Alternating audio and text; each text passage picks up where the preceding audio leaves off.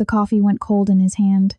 Han Sok-jin stood at the floor-to-ceiling window of his Manhattan penthouse office, watching the sun bleed into the skyline, and felt nothing. 7 months of nothing. He had become a machine that wore expensive suits and signed documents and broke men who stood in his way. But inside, he was hollow, gutted, the kind of empty that no amount of power or money could fill. His reflection stared back at him from the glass, and he barely recognized the man looking back. 40 floors below, the city pulsed with life. People laughed, people loved, people existed in ways he had forgotten how to do. He raised the coffee cup to his lips and stopped. A flicker of movement in the glass caught his eye. Not outside. Inside, reflected from the security monitor mounted on the wall behind his desk. He turned slowly, his brain struggling to process what his eyes were showing him. The surveillance feed from the building's service level, a camera he had never paid attention to before, was displaying a woman in a gray cleaning uniform. Her back to the camera, her body curved protectively around a belly so swollen it made his breath catch. She was mopping a hallway, her movements careful and deliberate, one hand pressed to her lower back. Dark curls escaped from beneath a maintenance cap. Brown skin gleamed under the fluorescent lights. And even though he couldn't see her face, even though 7 months had passed and the world had convinced him she was gone forever, his body knew before his mind did. It was her. Welcome to Ruthless Romance Tales. And honey, you just stepped into something you can't unsee. If you've been riding with me, you know we don't do safe here. We do dangerous. We do addictive. We do the kind of love that brands your soul and refuses to let go. And if you're new, buckle up, because what you're about to witness is a collision so violent, so inevitable, it'll rewrite everything you thought you knew about romance. Hit that like button like your life depends on it, subscribe because you're already hooked, and smash that notification bell, because missing what comes next would be a crime. Now let's watch how the Mafia boss's life changes forever. The coffee cup shattered against the marble floor. Sok-jin was already moving, his phone forgotten on the desk, the billion-dollar contract scattered across his workspace suddenly meaningless. He yanked open his office door so hard it cracked against the wall, startling his assistant, who jumped to her feet. "Mr. Han, your 3 o'clock is—" He didn't hear the rest. He was running, something he hadn't done since he was a child, his polished shoes skidding on the marble as he hit the emergency stairwell. 7 months. 7 months he had torn apart soul looking for her. 7 months he had burned through contacts and favors and threats. 7 months he had destroyed anyone who might have known where she went. And she had been here, in his building, 40 floors beneath him, invisible, scrubbing floors in the parts of the structure where people like him never went. His heart was a fist in his chest, pounding so hard it hurt. The stairwell blurred past him, level after level, his breath coming in ragged gasps that had nothing to do with exertion and everything to do with the terror clawing at his throat. What if he had seen it wrong? What if his desperate mind had conjured her from nothing, a ghost made of grief? What if he got down there and she was gone again, vanished like smoke, like she had never existed at all? He hit the service-level door with his shoulder, bursting into a hallway that smelled like chemicals and desperation. The fluorescent lights buzzed overhead, casting everything in a sickly yellow glow. He spun, disoriented, trying to remember which camera feed he had seen, which corridor, which... There, at the end of the hall, her back still to him, she stood frozen in front of a maintenance supervisor who had her backed against a wall. The mop and bucket lay toppled beside her. Her hands were raised, not in surrender, but in protection, cradling her belly. The supervisor was talking, his voice low and threatening, too quiet for Sok-jin to make out the words from this distance. But he saw the way Lillian's body was coiled tight, ready to fight or flee. He saw the way her chest rose and fell too quickly. He saw the way she was scanning the hallway for an escape route that didn't exist, and something primal and violent woke up inside him. "Step away from her." His voice cut through the hallway like a blade. Both figures spun toward him. The supervisor's face went pale, but it was Lillian's reaction that destroyed him.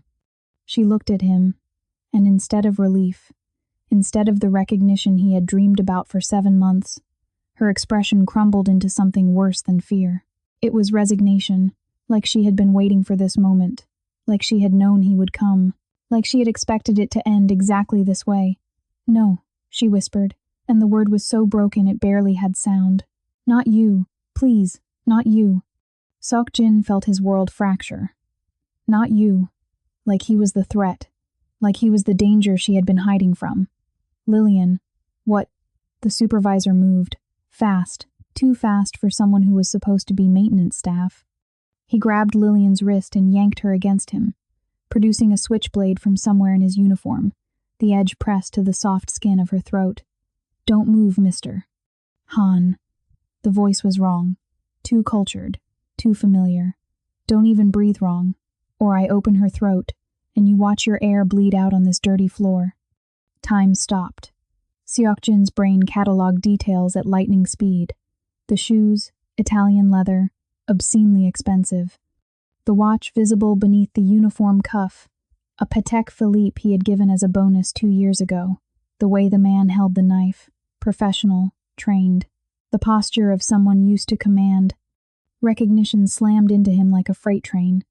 Kang-dae, his underboss, his father's chosen successor. The man who had stood beside him at his father's funeral 4 months ago and promised loyalty until death. Kang-dae smiled, and it was the smile of a man who had already won. Surprise. Lillian made a small, wounded sound. Her eyes locked on Seok-jin's, and in them, he saw the terrible weight of betrayal. She thought he knew. She thought he had sent Kang-dae.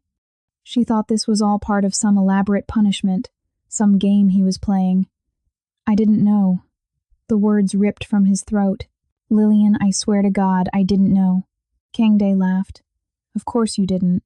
You were too busy playing empire builder in New York while I cleaned up your father's mess back home. He wanted her gone. Wanted you to learn what happens when you bring disgrace into the family. I simply made the arrangements. My father's dead. True. But by then, I realized she was actually useful. Turns out your little accountant girlfriend noticed some irregularities in the books before you sent her away.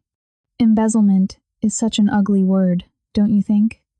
So I kept her close, kept her quiet, kept her exactly where I could watch her." He pressed the blade harder, and a thin line of blood appeared on Lillian's throat, until she started asking questions again, started being nosy. "So now, we end it." Seok-jin's hand moved toward his weapon. Kang-dae clucked his tongue. "Don't! You're good, Seok-jin, but you're not faster than me cutting. And even if you were, do you really want to risk your child?" The words hung in the air, poisonous and true. Seok-jin's hand stopped. Kang-dae grinned. "That's what I thought. Now, you're going to let me walk out of here. You're going to wait exactly 5 minutes. And then you can have what's left of her. Deal?" But Kang-dae made a mistake. He shifted his weight, preparing to move, and for just a fraction of a second, the blade eased away from Lillian's throat. She moved, not away from the knife, but into it, dropping her weight and slamming her elbow backward into Kang-dae's ribs with a force that came from 7 months of rage. He grunted, his grip loosening, and she tore away from him, stumbling toward Seok-jin. Kang-dae lunged after her, the knife flashing in the fluorescent light. Seok-jin fired. The sound was deafening in the narrow hallway. The bullet caught Kang-dae in the shoulder, spinning him around, the knife clattering to the floor. He went down hard, gasping, clutching the wound. But Seok-jin didn't see him fall. He saw only Lillian, stumbling, her momentum carrying her forward, her foot catching on the overturned mop bucket. He moved, diving to catch her. But he was too far away, too slow. She hit the ground on her side with a sound that would haunt him forever. A wet, heavy impact that drove the air from her lungs. For a moment, she just lay there, stunned. Then her face contorted, and she screamed. It was a sound that didn't belong in the human register, pure animal agony that echoed off the concrete walls. Seok-jin dropped beside her, his hands shaking, terrified to touch her. "Lillian, look at me, look at me." Her eyes found his, but they were unfocused, drowning in pain. "Something's wrong," she gasped. "The baby. Seok-jin, I can't." Blood began to spread beneath her, dark and damning against the pale concrete. And Han Seok-jin, who had faced down warlords and politicians and men twice his size without flinching, who had built an empire on fear and will, felt something inside him shatter into pieces so small he would never find them all again. He gathered her into his arms, his suit soaking through with her blood, and he screamed for help with a desperation that stripped away every layer of control he had ever built. Security came running, paramedics materialized, radios crackled, but all he could hear was her breathing, too fast and too shallow, and the terrible silence where their child's movements should have been. As they loaded her onto a stretcher, as the chaos swallowed them whole, Lillian's hand found his and squeezed once, weakly. "Why didn't you come sooner?" she whispered, and Sok-jin had no answer. Because the truth was worse than anything Kang-dae could have done. He had been 40 floors above her, drinking cold coffee and feeling sorry for himself, while she had been down here, alone and pregnant and terrified, believing he had abandoned her, believing he wanted her gone. The ambulance doors closed between them, and for the second time in 7 months, Han Sok-jin watched Lillian disappear from his life, not knowing if he would ever see her alive again. Now, let me tell you how we got here, because this isn't just a story about a reunion. This is about two people who built something real in a world designed to destroy them. About the 7 months that tested whether love could survive when everything else burned away, and about the moment when staying apart became more dangerous than coming together. 12 months ago, everything was different. 12 months ago, Han Sok-jin didn't believe in fate. He believed in leverage, in strategy, in the cold mathematics of power that his father had drilled into him since he was old enough to understand that their family name meant something in the shadows where real business happened. He believed that every person had a price, every loyalty could be bought, and love was just another word for weakness that got men killed. Then Lillian Smith walked into his Seoul office on a Tuesday morning in September, and every single thing he believed began to crack. She wasn't supposed to be there. The accounting firm had sent their senior partner, some gray-haired man with 30 years of experience laundering numbers for people who needed their books to tell prettier stories than the truth. But the senior partner had food poisoning, and they had sent her instead. Their newest hire, 26 years old, American, black, wearing a navy pantsuit that was professional but not expensive, carrying a laptop bag that had seen better days, her natural curls pulled back in a bun that was already losing its battle with the Seoul humidity. She walked into the conference room where Sok-jin sat with his father and 3 underbosses, and she didn't flinch. Most people flinched. Most people took one look at Han Dae-jung, at the way his silence filled a room like poison gas, and they remembered urgent appointments elsewhere. But Lillian just set down her bag, opened her laptop, and said, "Gentlemen, let's talk about your tax exposure." Her voice was steady, professional, completely unimpressed. Sok-jin's father leaned back in his chair, a predator assessing prey. "We were expecting Richard. Richard's currently intimate with his toilet bowl. You get me instead." She pulled up a spreadsheet. "I've reviewed your filings for the last 3 years. We have some problems." Kang-dae, sitting to Sok-jin's left, made a sound low in his throat. "Problems?" Lillian's eyes flicked to him, then away, dismissive. "Your shell companies in the Caymans are structured inefficiently. You're paying 18% more in corporate tax than you need to. Your real estate holdings in Busan are classified wrong, and whoever did your quarterly reports last year should be fired and possibly arrested for incompetence." The room went silent. No one talked to Han Dae-jung like that. No one walked into their world and called them stupid, even politely. Sok-jin waited for his father to end the meeting, to have her escorted out, to make an example that would remind everyone why you didn't disrespect the Han family. Instead, his father smiled. It was not a kind smile. "Fix it." Lillian looked up from her laptop, meeting his father's gaze without blinking. "That's why I'm here." For the next 6 hours, she tore apart their financial structure and rebuilt it. She asked questions that made Kang-dae sweat. She found money they had forgotten existed.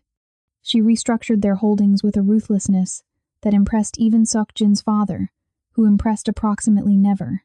And through it all, Sok-jin watched her. Not just her work, though that was fascinating in its own right. He watched the way she chewed her bottom lip when she was thinking. The way she twisted a pen between her fingers during the rare moments she had to wait for a file to load. The way her accent softened certain words and sharpened others, marking her as foreign in a country that didn't always welcome foreigners kindly. When the meeting finally ended, when his father and the underbosses filed out, Sok-jin stayed. Lillian was packing her laptop, her movements efficient. "You're not afraid of us," he said. It wasn't a question. She paused, her hands stilling on her bag. Then she looked at him, really looked at him, and something in her expression made his chest tighten. "Should I be?" Her voice was quiet now, without the armor of professionalism.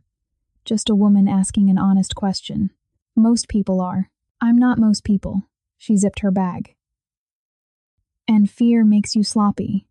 "I don't do sloppy." She headed for the door, and Sok-jin found himself moving before he made the conscious decision to do so, his hand catching the door before she could open it. She was close now, close enough that he could smell her perfume, something light and citrus that had nothing to do with trying to impress anyone. Close enough to see the gold flecks in her dark brown eyes, close enough to realize she was holding her breath. "Have dinner with me." The words came out before he could stop them. Her eyebrows rose. "Is that an order?" "It's a request. From a client. From a man." The distinction mattered. He needed her to understand it mattered. She studied his face, and he had the unsettling sensation of being read, assessed, measured against some internal standard he couldn't see. Finally, she smiled. It was small, cautious, but real. One dinner, somewhere public, somewhere with witnesses. Smart. She was so goddamn smart. Deal. That night, in a restaurant where the lighting was soft and the tables were far enough apart for privacy without intimacy, Sok-jin learned that Lillian Smith had grown up in Brooklyn, that she had put herself through college and graduate school working 3 jobs, that she liked mystery novels and hated action movies because the plots never made sense, that she had come to Seoul on a 2-year contract because she wanted to see the world before she settled into the kind of life where adventure died quietly in suburban routine. He told her almost nothing. Old habits. In his world, information was currency, and personal details were weapons waiting to be used against you. But he listened. And somewhere between the appetizers and dessert, something happened that Sok-jin didn't have a name for. It wasn't love, not yet. It was interest, curiosity, the sense that this woman, who had no reason to care about him beyond a professional transaction, was someone he wanted to know. Someone who made the hollow places inside him ache with the possibility of being filled. When he dropped her off at her apartment building in Gangnam, she hesitated before getting out of the car. "This was nice," she said. "It was, but I'm not sleeping with a client, just so we're clear. Direct, honest. Refreshing." "Understood." She opened the door, then looked back.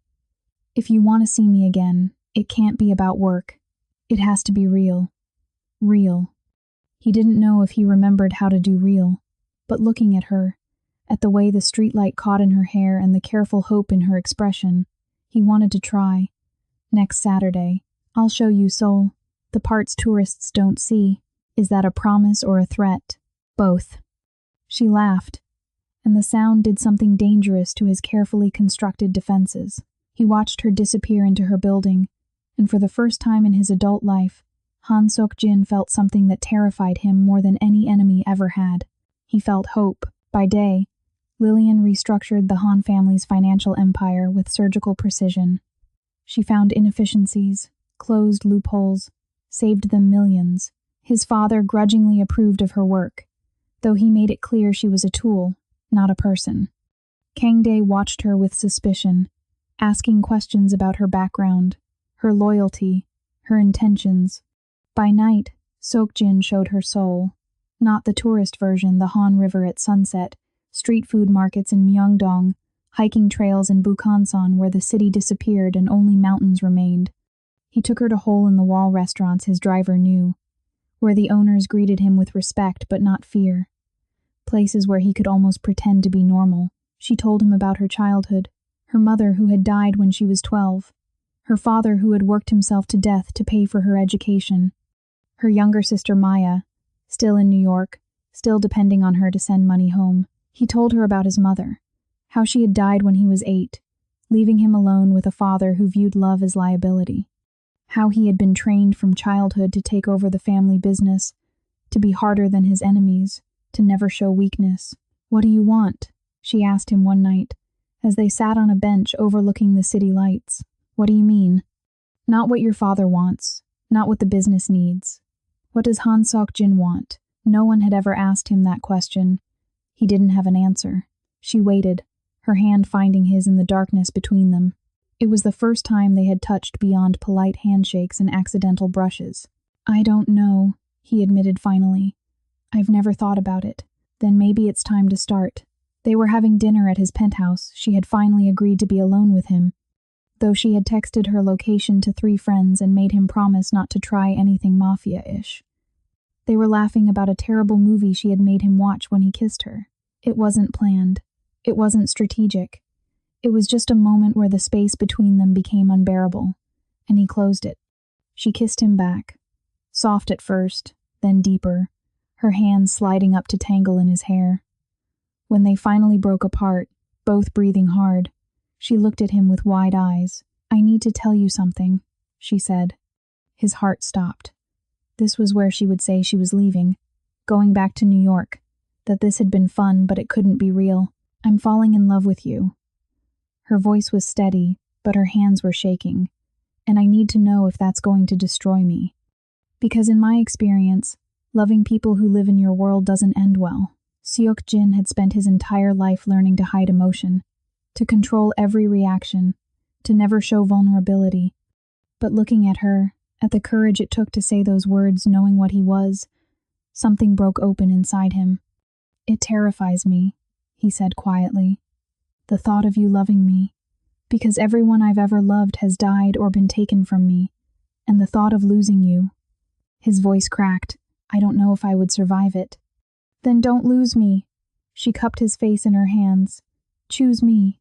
Choose this. Choose something real, instead of the empire your father wants you to inherit." "I don't know how." "Then learn. We'll figure it out together." They made love that night. Slowly, carefully, like they were both afraid of breaking something precious.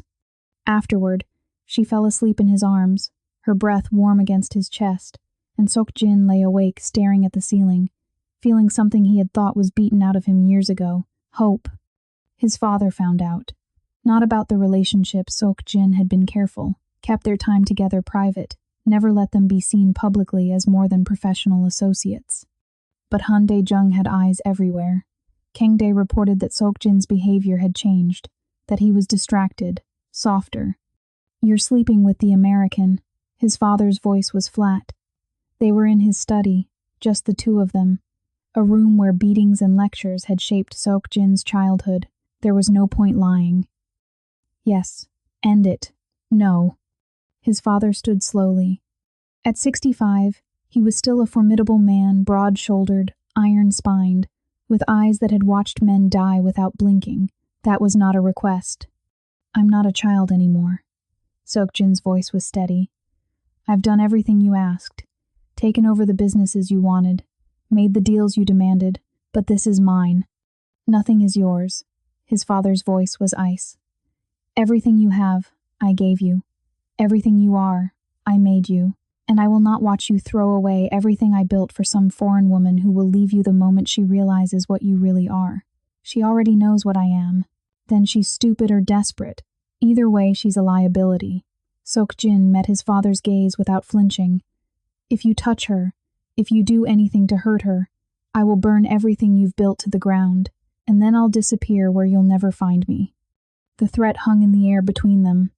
His father's expression didn't change, but something shifted in his eyes. Calculation. Reassessment. "You would choose her over your family." "She is my family." His father turned away, looking out the window at the Seoul skyline, a kingdom he had built through blood and fear. "You're weak," he said finally. "Just like your mother. Love made her weak, and it killed her. It will kill you too." "Maybe." Sok-jin stood. "But at least I'll have lived first." He walked out, and he didn't look back. He asked her to marry him on a Tuesday. No ring, no plan. Just a moment where the thought of not being tied to her forever became unbearable. They were in her apartment, cooking dinner together, or rather, she was cooking while he sat at the counter and watched, useless with anything that didn't involve spreadsheets or violence. "Marry me," he said. She looked up from the vegetables she was chopping, her expression startled. "What?" "Marry me. Not someday. Now. This week." "Sok Jin, I know it's insane. I know we've only been together a few months. I know I come with complications that would make most sane people run screaming." He came around the counter, taking her hands carefully, because she was still holding a knife. "But I also know that every morning I wake up and you're not there feels wrong, that I would rather have 1 year with you than a lifetime of the emptiness I had before. So marry me. Please." She set down the knife. Her hands were shaking. "Your father will never accept this. I don't care. He'll try to destroy me. I'll protect you." "You can't promise that." Her voice broke. "People like your father always win. They always find a way to take what matters most. Then we make sure there's nothing he can use against us. We get married quietly. City Hall. Just us. He can't destroy what he doesn't know exists." She laughed, but it came out wet. She was crying. A secret marriage. Very romantic. "I'll give you romance later. Right now I'm giving you everything I am and hoping it's enough." She kissed him. Hard. Desperately. When she pulled back, her eyes were bright with tears, and something fiercer. "Yes, damn you, yes." They married 3 days later at Seoul City Hall. No guests. No family. Just 2 witnesses pulled from the hallway and a bored clerk who processed the paperwork with the enthusiasm of someone filing tax returns. Lillian wore a simple white dress she had bought that morning. Seok-jin wore a dark suit. They exchanged plain gold bands, nothing expensive, nothing that would draw attention. When the clerk pronounced them married, Seok-jin kissed his wife and felt the last piece of the wall around his heart crumble to dust. They spent their wedding night in a small hotel in Bukchon, away from his penthouse, away from anywhere his father's people might see them. They made love slowly, carefully, like they were memorizing each other. And afterward, as she slept curled against him, Seok-jin made a silent promise. He would keep her safe, no matter what it cost, no matter who he had to become. Lillian discovered she was pregnant on a Wednesday morning. She took 3 tests, all positive, and sat on the bathroom floor of her apartment staring at them with a mixture of terror and wonder. She told him that evening. They were at his penthouse. She had been staying there more and more, though she still maintained her apartment as cover. "I'm pregnant." The words hung in the air between them. Seok-jin was at his desk, reviewing contracts. He looked up, certain he had misheard. "You're..."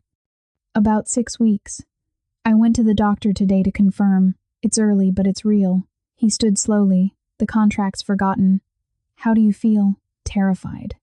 Her laugh was shaky. "Your father already hates me. This is going to make everything worse. Or it changes everything." He crossed to her, pulling her into his arms. "A child. Our child." He pressed his hand to her still flat stomach, and something fierce and protective woke up in his chest. "He's a grandfather now. He'll have to accept." "He won't." She looked up at him, and there was fear in her eyes he'd never seen before. "Seok-jin, we need to think about this. Really think. Can we raise a child in your world? Will they be safe? Will I? I'll make sure of it." "How?" He didn't have an answer. Because she was right. His father would see this as the ultimate betrayal. An heir born to a woman he considered beneath them. A mixed child who would dilute the bloodline. "We'll figure it out," he said finally. "Together, like we always do." But even as he held her, even as he felt the fragile beginning of life between them, a cold certainty settled in his gut. This was going to end badly. The only question was how much he could save when it all came crashing down. His father found out about the marriage first. Kang-dae had been following Lillian. Seok-jin discovered this later, too late to matter. He had seen them together at the hotel. Had noticed the rings they wore only when they were alone. Had put the pieces together and reported back. Han Dae-jung waited until Seok-jin was in New York on business. Then he made his move. Lillian was working from home, reviewing financial documents, when Kang-dae showed up at her apartment with 2 men. "Mr. Han would like to see you." She knew better than to go. Texted Seok-jin immediately. "Something's wrong. Kang-dae is here." But Kang-dae took her phone. Escorted her not violently, but firmly to a car. Drove her to the Han family estate where his father waited. You married my son. Han Dae-jung sat behind his desk like a judge pronouncing sentence. You carried his child, all while lying to me about the nature of your relationship. We didn't lie. We kept it private. There's a difference. Do not presume to correct me in my own home. His voice could have frozen blood. You are a complication. A foreign woman with no family worth mentioning, no connections that matter, no value beyond the temporary skills you bring. And now you've trapped my son with a pregnancy. I didn't trap anyone. He asked me to marry him, because you made him weak, filled his head with romantic nonsense about love and partnership. He leaned forward. My son is meant for great things, to lead this family into the next generation. He cannot do that with you dragging him down. He loves me. Love. The word was poison on his tongue. Love is what destroyed his mother, made her weak, made her betrayable. She died because she loved the wrong person. I will not watch my son make the same mistake. Fear, real and cold, slid down Lillian's spine. What are you going to do? Give you a choice. Leave Seoul, disappear, file for divorce, claim the child isn't his. I will pay you enough money to live comfortably for the rest of your life. Or refuse, and watch everything you care about burn, starting with your sister in New York. The threat was clear. Lillian's hands moved instinctively to her belly. 12 weeks now, barely showing, but real. So terribly real. He'll come looking for me. Let him. By the time he finds you, if he finds you, you'll have told him yourself that you want nothing to do with him, that this was all a mistake. I won't do that. Then your sister Maya, such a sweet girl, working as a teacher in Brooklyn, will have a terrible accident. These things happen in dangerous cities. The room spun. Lillian gripped the arm of the chair to stay upright. You're a monster. I'm a father protecting my son from his own weakness. He pushed papers across the desk. Divorce documents. Sign them. And instructions for where you'll go, what you'll do, how you'll disappear. And if I refuse, then people you love start dying, and you'll sign anyway, but with their blood on your hands. She signed. Hands shaking, tears streaming down her face, she signed. Kang-dae watched with cold satisfaction. I'll handle the arrangements. She'll be gone by tonight. But Han Dae-jung wasn't finished. One more thing. My son will try to find you. We'll tear apart the world looking. So you'll leave him a message, a video, telling him that you're leaving, that you never loved him, that the child isn't his, that this was all a mistake. I won't. You will. Or Maya dies tonight instead of living to see tomorrow. So Lillian recorded it. Numb, broken, reading from a script Kang-dae provided, saying words that tasted like ash and poison, saying she had married him for money, for security, that she was leaving with someone else, that the baby wasn't his, that he should forget she ever existed. When it was done, she vomited in the bathroom. Then Kang-dae took her to a company apartment, not homeless, but close. A studio in a part of Seoul where people didn't ask questions, where people like her became invisible. You'll work for us, he said. Cleaning crew, low level, we'll pay minimum wage, just enough to survive. And if you try to contact him, if you try to run, your sister dies. Understand? She understood. Seok-jin returned from New York 2 days later to find his apartment empty. Lillian's things gone. Her phone disconnected. Her company email deactivated. He went to his father's estate, rage making him shake. What did you do? His father played the video. Seok-jin watched his wife, his Lillian, say words that couldn't possibly be true. Watched her face as she claimed she had never loved him. Watched her destroy everything they had built. She left you, his father said simply. As they all do eventually. You're lucky it happened now, before you wasted more time on her. This is fake. You threatened her. I gave her money and opportunity to leave. She took it. That tells you everything you need to know about her character. I don't believe you. Then search for her. Waste your time and resources. You won't find her. And eventually you'll realize I was right. That love is weakness. That family, real family, blood family is all that matters. Seok-jin searched. For 7 months, he searched, hired investigators, called in favors. tore through soul looking for any trace of her. He found nothing. It was like she had evaporated from existence. His father had made sure of that. And Kangdae, who had helped orchestrate everything, who had kept Lillian trapped and hidden and working 40 floors below where Sok-jin lived and worked in New York, watched and waited. Because Kangdae had been stealing, embezzling millions from the Han family accounts, and Lillian, in her months of working for the company, had noticed discrepancies, had asked questions, had become a liability, keeping her close, keeping her silent, keeping her believing that Sok-jin had abandoned her. That was the perfect solution. She couldn't expose the embezzlement without exposing herself, and if she died in some accident, well, these things happen to invisible people all the time. But Kangdae had made one mistake. He had kept her alive. Present day, 40 floors below where it all began, Lillian Smith had learned to make herself invisible. It was a skill she had perfected over 7 months of scrubbing floors in the building, where she once walked through the front entrance in tailored suits, carrying leather briefcases, her name on business cards that meant something. Now she wore gray. She kept her head down. She moved through the service corridors like a ghost, and most days, that was enough. Most days, no one looked at her twice. Most days, she survived. Today was not most days.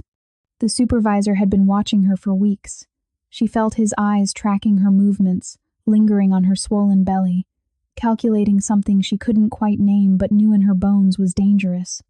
She had tried switching shifts, tried working different floors, but the building was his territory, and there was nowhere to hide. When he cornered her in the supply hallway during the afternoon shift change, when everyone else was either clocking out or too far away to hear, Lillian knew the careful balance she had maintained was about to shatter. "You've been asking questions." His voice was casual, conversational, but his body blocked the only exit. "About payroll discrepancies. About missing inventory. About things that aren't your concern."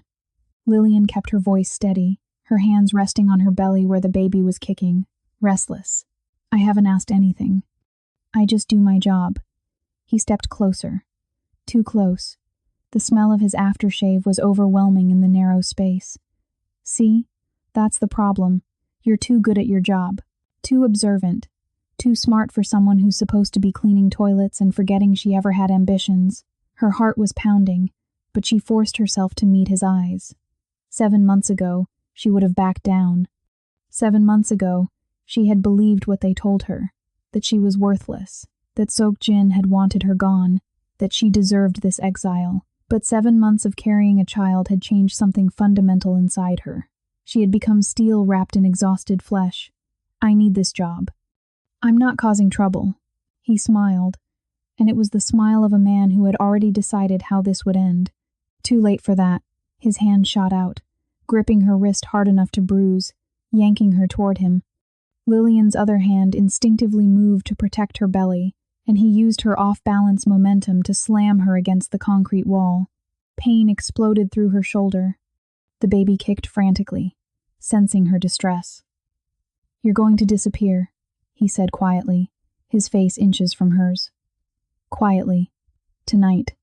And if you're smart, you'll run far enough that no one ever finds you." Terror flooded through her, cold and sharp. But underneath it, something else rose. Something feral and fierce that had been building for 7 months of humiliation and fear. "No." The word came out stronger than she expected. His grip tightened. "What did you say?" Lillian's free hand found the mop handle leaning against the wall behind her. In one smooth motion, born of pure survival instinct, she swung it up between them, driving the wooden end into his stomach. He grunted, his grip loosening just enough. She wrenched free, stumbling backward, bringing the mop handle up like a weapon. "Stay back." Her voice shook, but her hands were steady. "I don't care if you fire me. You won't touch my child." For a moment, they stood frozen in a tableau of violence waiting to happen. Then the service elevator dinged.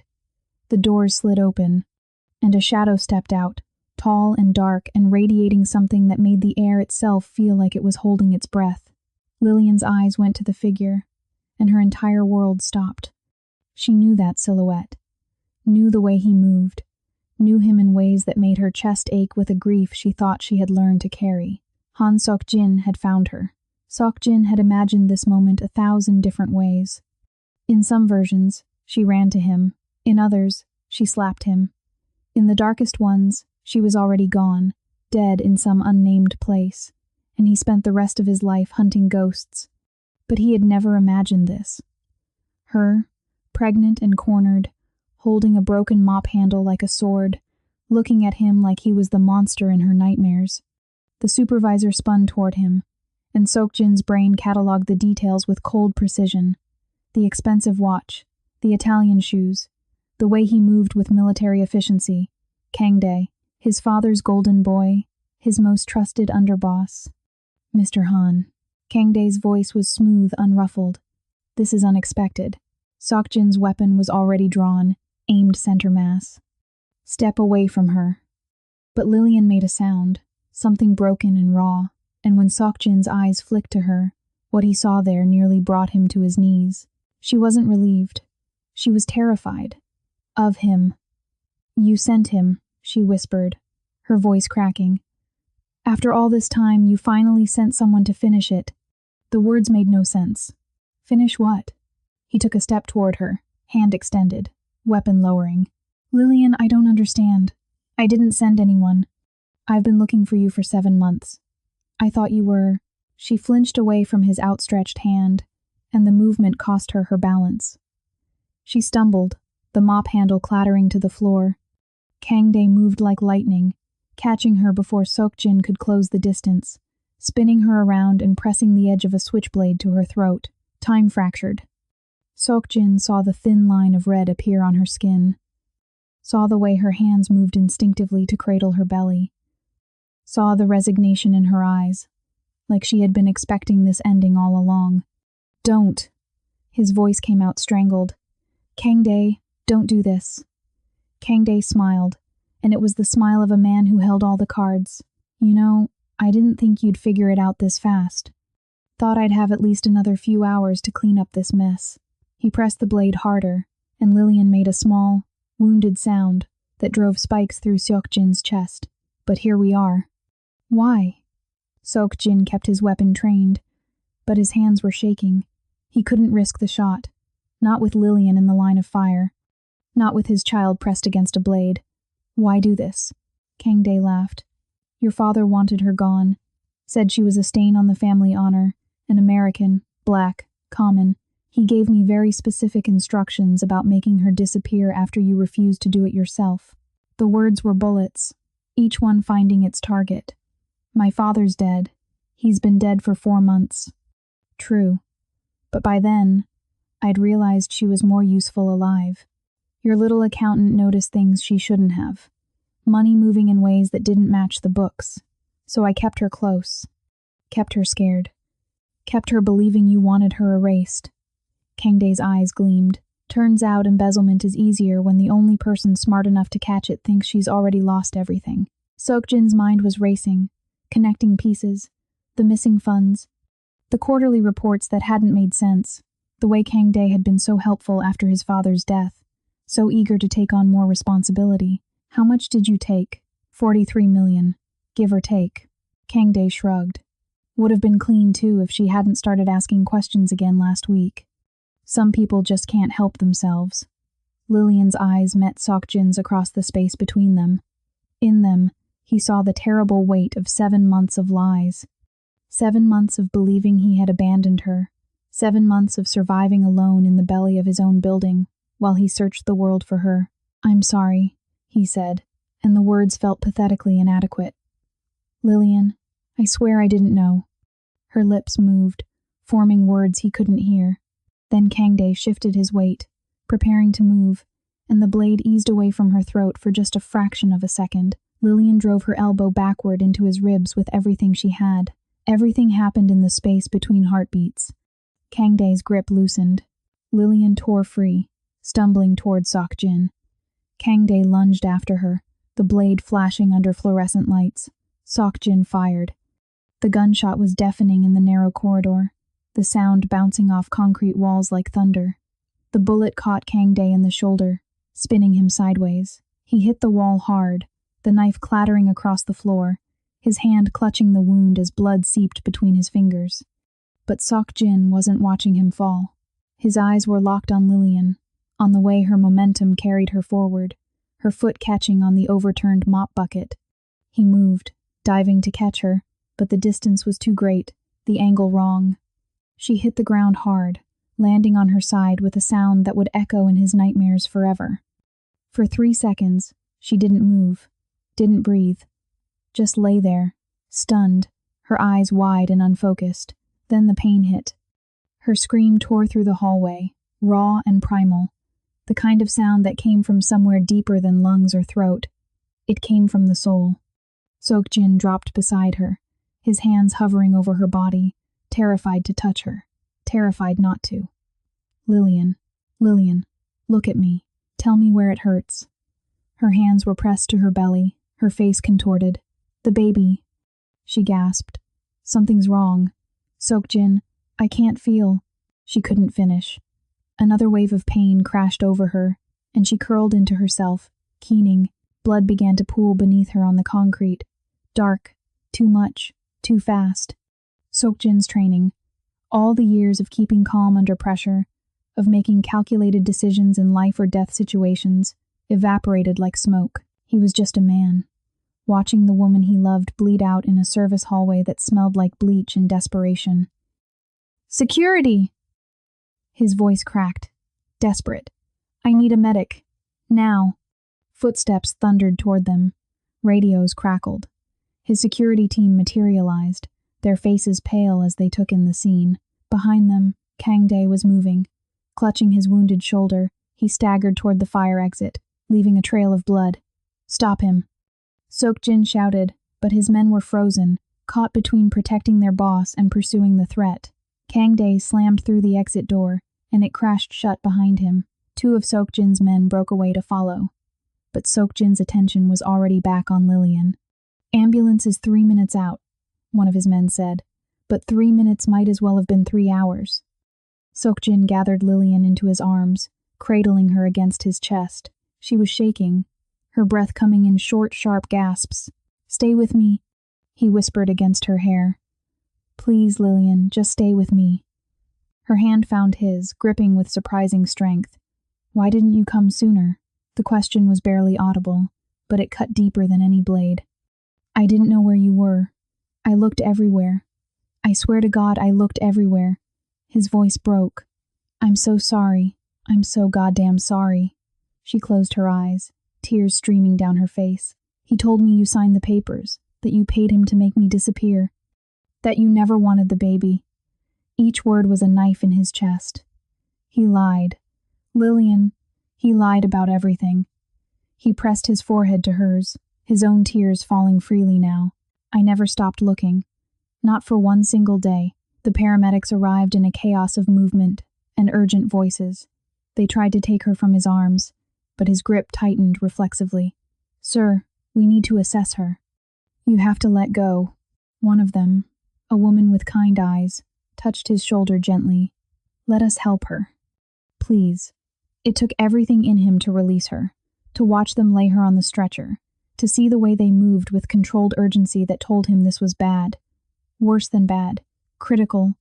As they lifted the stretcher, Lillian's eyes found his one more time. Don't leave me, she whispered. It wasn't a request. It was a plea from someone who had been left too many times already. Sok Jin grabbed her hand. Never again. I promise you, never again. The ambulance doors closed, and he climbed in beside her, his suit ruined with her blood, his hands shaking, his entire world balanced on the edge of a knife. One of his security team approached the ambulance before it pulled away. Boss, Kang Dae got away. We lost him in the subway tunnels. He's wounded badly, though. He won't get far. Sok Jin's jaw tightened.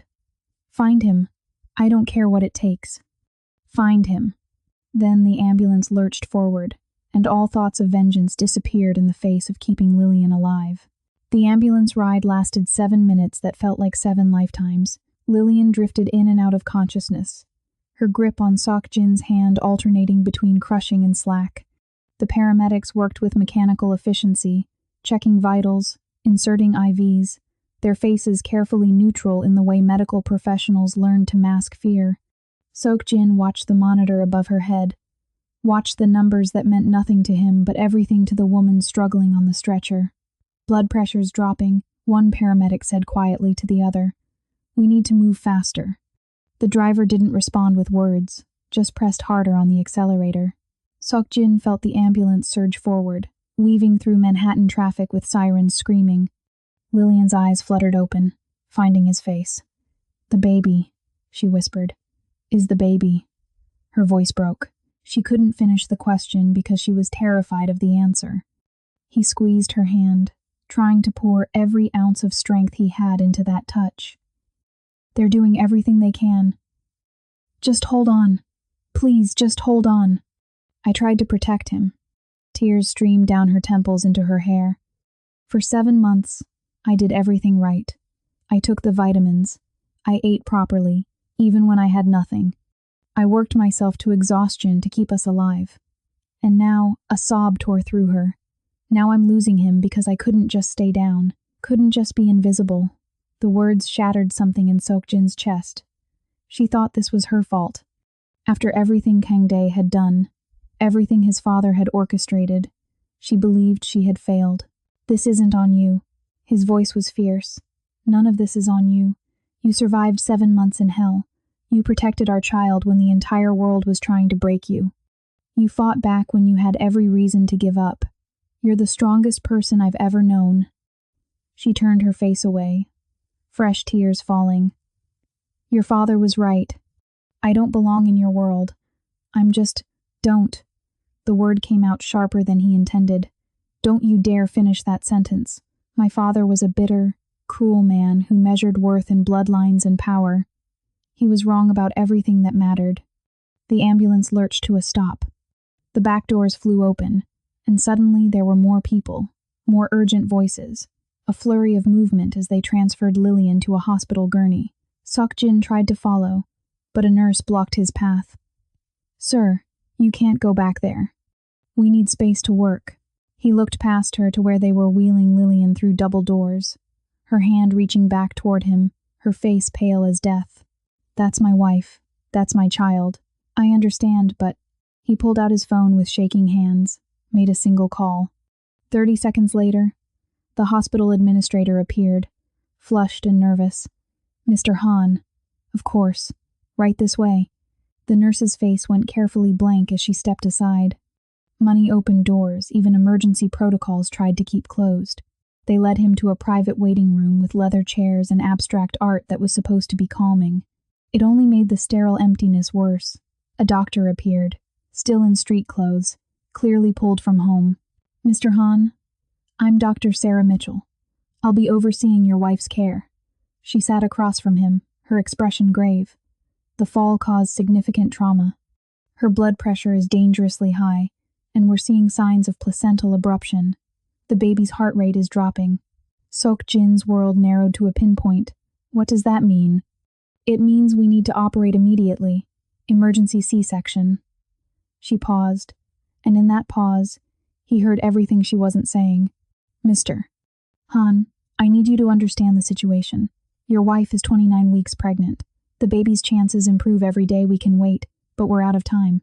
And given her condition, there are risks. Significant risks." "What kind of risks?" His voice sounded distant, like it belonged to someone else. Dr. Mitchell met his eyes with the brutal honesty of someone who had delivered this speech before. "We might not be able to save them both." The question hung in the air like a death sentence. "If you have to choose, doctor," Mitchell said quietly, "we need to know your preference now. Minutes matter." Seok-jin stared at her, his brain refusing to process what she was asking. "Choose. Between Lillian and his child. Between the woman who had survived 7 months of hell and the baby who had never drawn a single breath. Between his past and his future. Between 2 pieces of his soul." "I can't." The words came out broken. "I can't make that choice." Dr. Mitchell's expression softened with something that might have been pity. "Mr. Han, I understand this is impossible. But if we get into that operating room and her pressure spikes, if she starts hemorrhaging, if the baby goes into distress, We won't have time to find you and ask. We need a decision now. Seokjin stood, pacing to the window that overlooked the city. 40 floors below, people were living normal lives, going to dinner, watching movies, not being asked to choose which person they loved got to live. Save her. His voice was barely a whisper. If it comes to that, save Lillian. He turned back to face the doctor, and his eyes were hollow. I can't lose her again. Do you understand? I can't survive that. Dr. Mitchell nodded slowly. I'll do everything in my power to save them both. You have my word. She stood, heading for the door, then paused. For what it's worth, Mr. Han. She's a fighter. I've seen her vitals. Most women would have gone into shock by now. She's still fighting. The door closed behind her, and Seok-jin was alone with the weight of what he had just done. He had chosen Lillian. If it came down to it, he had condemned his own child. The rational part of his brain knew it was the only choice. Lillian was here, real, the woman he loved. The baby was a possibility, a future that might never exist. But the irrational part, the part that had spent 7 months imagining what his child would look like, whether they would have Lillian's eyes or his stubborn chin, that part was screaming that he was a monster. Hours passed. He didn't sit, didn't eat, didn't do anything but wear a path in the expensive carpet and wait for news that felt like it would never come. His phone buzzed incessantly. His security team, his lawyers, business partners wondering why he had walked out of a meeting. He ignored all of it. None of it mattered. Nothing mattered except the woman fighting for her life 3 floors above him. Finally, the door opened. Dr. Mitchell stood there, still in surgical scrubs, her mask pulled down. Her face was exhausted. Seok-jin's heart stopped. He couldn't read her expression, couldn't tell if she was about to deliver hope or devastation. Mr. Han. She stepped into the room. Your wife is stable. The surgery was complicated, but she's breathing on her own. Her pressure is coming down. She's going to survive. The relief was so overwhelming he had to grip the back of a chair to stay upright. And the baby? Dr. Mitchell's expression shifted into something softer. You have a son. 2 pounds, 6 ounces. 29 weeks is early, very early, but he's breathing with assistance. He's in the NICU. It's going to be a long road, Mr. Han. The next 72 hours are critical. But right now, in this moment, he's alive. A son. He had a son. Seok-jin's knees gave out. He sank into the chair, his hands covering his face, and for the first time since he was a child, he wept. Not silent tears. Deep, wrenching sobs that came from a place he hadn't known still existed inside him. Dr. Mitchell placed a hand on his shoulder. Would you like to see your wife? He nodded, unable to speak. She led him through corridors that smelled like antiseptic and hope, to a recovery room where Lillian lay connected to machines that beeped softly in the dimness. Her eyes were closed. Her face was gray with exhaustion, but her chest rose and fell with steady breaths. Seok-jin approached the bed like he was walking on sacred ground. He took her hand gently, careful of the IV. Lillian. Her eyes fluttered open. Unfocused at first, then sharpening as they found his face. The baby, she whispered hoarsely. Tell me. We have a son. He's small, but he's fighting, just like his mother. A single tear rolled down her cheek. Then she turned her face away from him. The silence in the hospital room was heavier than any words could have been. Seok-jin stood beside Lillian's bed, still holding her hand, feeling the warmth of her skin against his palm, but the distance between them stretched wider than the 7 months they had been apart. She was alive. Their son was alive. He should have felt relief, gratitude, something other than this hollow ache in his chest. Lillian, please. Look at me. She kept her face turned toward the window, toward the city lights blurring through her tears. I can't do this. Her voice was so quiet he had to lean closer to hear. I can't live in a world where my child gets hurt because of who his father is. That won't happen again. I swear to you. You can't promise that. She finally turned to face him, and the devastation in her eyes nearly broke him. Your father started this. Kang Dae continued it for 7 months, even after your father died 3 months ago. How many others are there, Seok-jin? How many other people in your organization see me and our son as weaknesses to exploit, as leverage to use against you? The timeline hit him like a freight train. His father had been alive for the first 4 months of Lillian's disappearance, had died while she was still trapped, still suffering, and Kang Dae had simply carried on the torture, using it to cover his own crimes. My father orchestrated your disappearance, Sok-jin said quietly, the words tasting like ash. But Kang Dae kept you there for himself. After my father died, he could have released you. Instead, he used you as a shield for his embezzlement.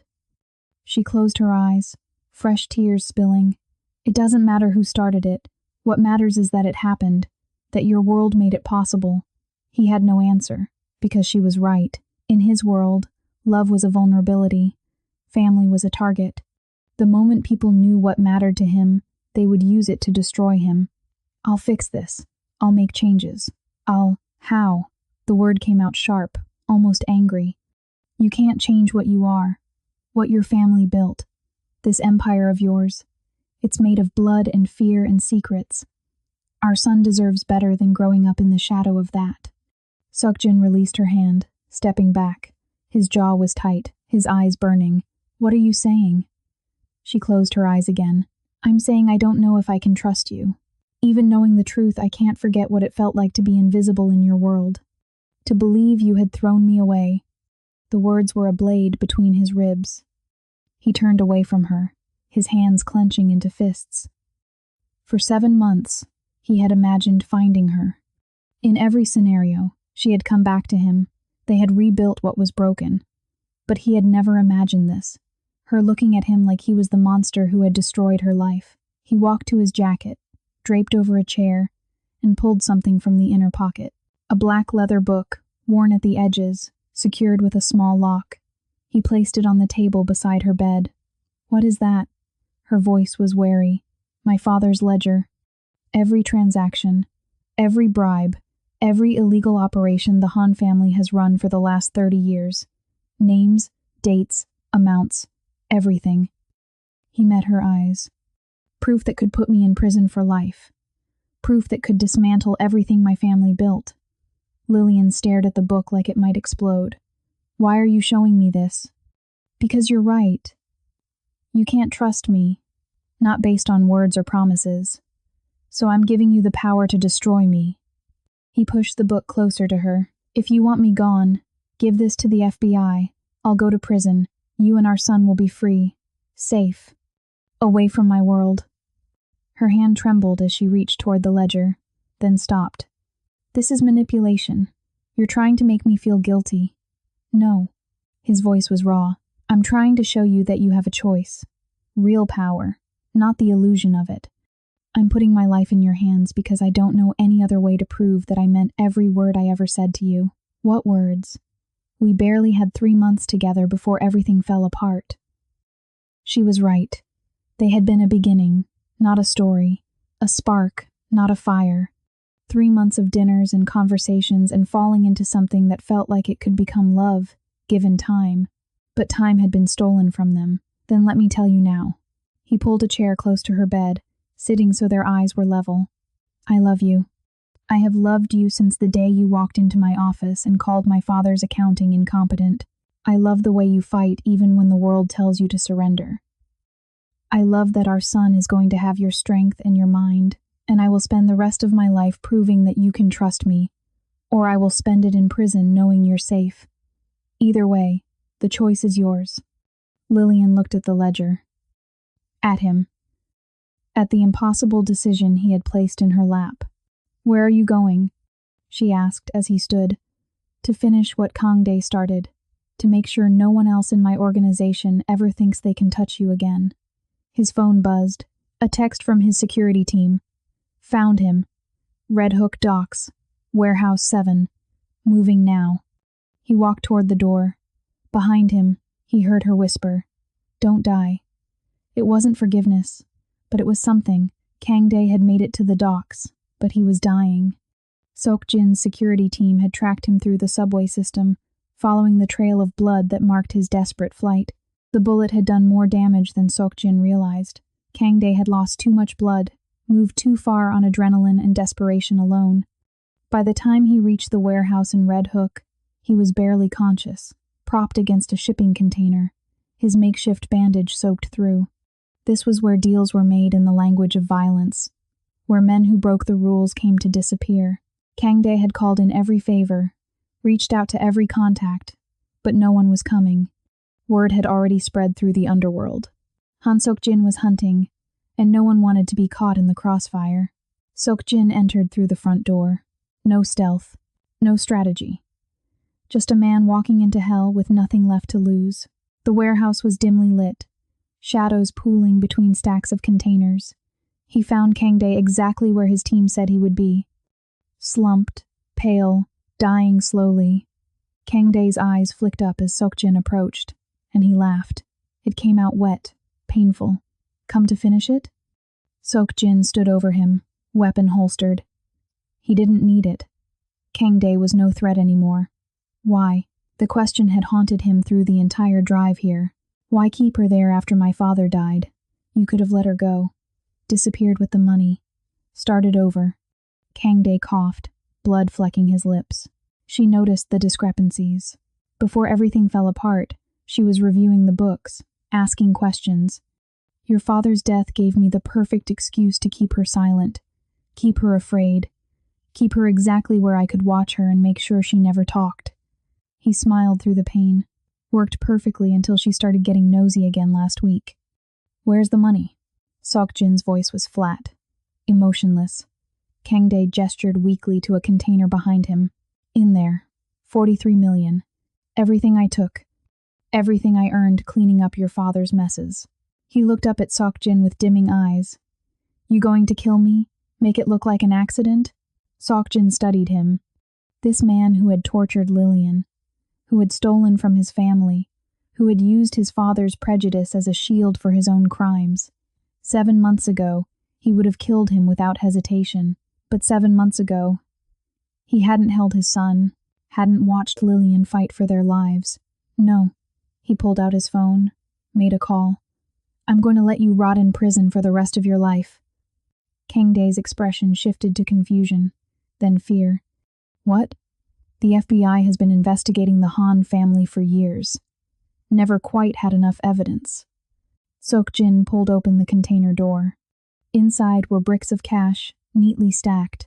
Until now, your money, your warehouse, your fingerprints all over everything. He pulled out a lighter, and Kangdae's eyes went wide. No, you can't. Sok-jin flicked the lighter, tossing it onto the money. The flames caught instantly, spreading with hungry efficiency. You wanted the kingdom? Here's the ashes. He stepped back as the fire roared to life. Smoke billowing into the warehouse. Sirens wailed in the distance, growing closer. I called them before I came in. Anonymous tip. They'll find you here, wounded, surrounded by burning evidence. They'll find the ledgers you kept, the records of every transaction. You're insane, Kangdae gasped. You're implicating yourself. No, I'm setting myself free. Sok-jin turned toward the exit. My father's ledger is already with the FBI. I made the call 2 hours ago. Cooperating witness. Immunity in exchange for testimony against everyone else. Your name was first on the list. The betrayal in Kangdae's eyes was absolute.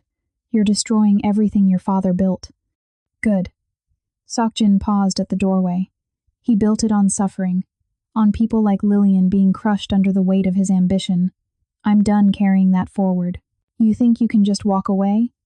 Become someone new? Kangdae's laugh was bitter. You think she'll forgive you? I don't know. Sok-jin looked back one final time. But I'm going to spend the rest of my life trying to deserve it. He walked out into the night as police cars screamed into the parking lot. He raised his hands, showing he was unarmed, and let them cuff him. Protocol. He had called this in. They would process him, verify his immunity deal, and release him. Inside the warehouse, Kangdae screamed as the flames grew higher, and the police moved in to extract him. The money burned. The empire burned. And Han Sok-jin walked away from the ashes, ready to build something new. When Sok-jin returned to the hospital, dawn was breaking over Manhattan.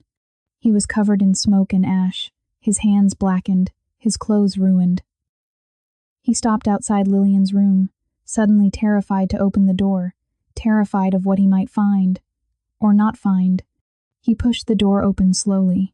The room was dim, early morning light filtering through the blinds. Lillian was awake, sitting up slightly in bed, staring at the black ledger on the table beside her. She had opened it. Pages were spread across her lap, filled with his father's meticulous handwriting. Names, numbers, crimes that stretched back decades. She looked up as he entered, and her eyes moved over him, cataloging the damage. "You're alive." It wasn't quite relief in her voice, more like observation. "I am." He moved closer, his gaze dropping to the ledger. "Have you decided?" She was quiet for a long moment, her fingers tracing the edge of a page. "Your father was a meticulous record keeper. Every transaction documented, every person bought, every threat made." She looked up at him. "Did you know about all of this?" "Some of it, not all. He kept his secrets, even from me." Lillian nodded slowly, then did something he didn't expect. She picked up the pages, carefully stacked them back into the ledger, and closed it. From somewhere in her bedding, she produced a book of matches. Hospital policy violation, but somehow fitting. "What are you doing?" His voice was hoarse. She struck a match, holding it over the ledger.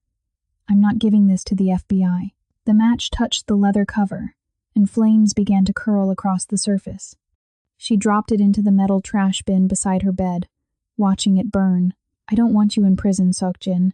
I want you here, being a father, learning how to be a man our son can be proud of." She met his eyes, and he saw the steel there, the strength that had kept her alive through 7 months of hell. But the old life dies with that book, the illegal operations, the violence, the empire your father built. It ends now. He dropped to his knees beside her bed, his head bowing. "I don't know how to be anything else." "Then learn." Her hand moved to his hair, fingers threading through it gently. "I spent 7 months learning how to survive as someone I never thought I'd be. You can spend the next 7 learning how to build instead of destroy." He looked up at her, and she saw the vulnerability there. The fear. What if I fail? What if I can't protect you without that world? Then we fail together. She pulled his face up, forcing him to meet her gaze. "But we do it as a family. Not as a mafia boss and his mistress. As partners, as equals, as 2 people who choose each other every single day." The tears came again, but this time they weren't born of grief. They were something else, something that felt dangerously close to hope. "I don't deserve you." "Probably not." A ghost of a smile touched her lips. "But you're stuck with me anyway." He kissed her then, gentle and reverent, tasting salt and smoke and the promise of something new. When he pulled back, her eyes were wet too. "Our son needs a name." The words were soft. An offering, an olive branch, a beginning. 6 months later, the world looked different. The estate in the Hamptons sat on 12 acres of protected land, surrounded by walls that were high enough for security but designed to look like garden boundaries rather than fortifications. Inside, the house was filled with light. Floor-to-ceiling windows, soft colors, a nursery painted in shades of blue and cream, filled with toys and books and all the normal things that normal families had. Han Seok-jin stood on the balcony, holding his son against his chest. Daniel. They had named him Daniel, after Lillian's grandfather. 6 months old now, still small, still catching up from his early arrival, but strong, stubborn, with his mother's eyes and his father's determination. Lillian stepped onto the balcony, wrapping her arms around Seok-jin from behind, resting her chin on his shoulder. She was wearing jeans and a soft sweater, her hair loose around her shoulders. No uniform, no fear, just a woman standing in her home, holding her family. "He's asleep," Seok-jin whispered. "Finally. Good. Maybe we can eat dinner while it's still hot for once." She smiled against his shoulder. Below them, the security team did their patrols, but they were discreet. Professional, no weapons visible, just men doing a job. Seok-jin's phone buzzed in his pocket. He pulled it out one-handed, careful not to disturb Daniel. A message from his lawyer. The reorganization of Han Industries was complete.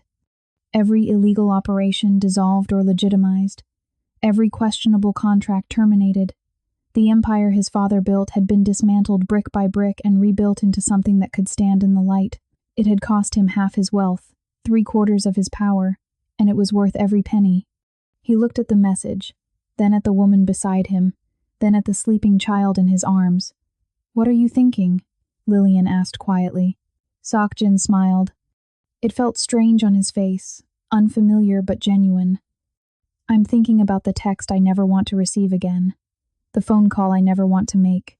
The moment I almost lost everything because I was too blind to see what mattered. And now? Now I see perfectly." He turned, kissing her temple, holding his family close as the sun set over the water. "Now I know exactly what I'm fighting for." Lillian's phone chimed. She pulled it out, laughing softly at the screen. "What?" Sokjin asked. She showed him. A text from her sister Maya. "Dinner's ready. Stop being romantic on the balcony and come eat before I feed your portion to the dog." They went inside together, leaving the old ghosts on the balcony to fade with the dying light. Inside was warmth, laughter, family, the sound of silverware on plates and normal conversation about normal things. This was the fortress they had built. Not made of walls or weapons, but of choice, of forgiveness, of two people who had frozen when they found each other, then melted to keep each other. And in the nursery, above Daniel's crib, hung a single frame. Inside was a photograph from 12 months ago, Lillian in a navy pantsuit, standing in a Seoul office, holding a laptop and looking at the camera with challenge in her eyes. Beside it, written in Sokjin's handwriting, "The day everything changed. The end." If this story grabbed you by the heart and didn't let go, do me a favor. Hit that subscribe button. Share this with someone who needs to believe that love can survive anything, even the darkness we create ourselves. Drop a comment telling me what moment hit you hardest, because your stories fuel mine. And remember, at Ruthless Romance Tales, we don't do simple. We do complicated. We do real. We do the kind of love that rewrites your soul. Until next time, stay dangerous.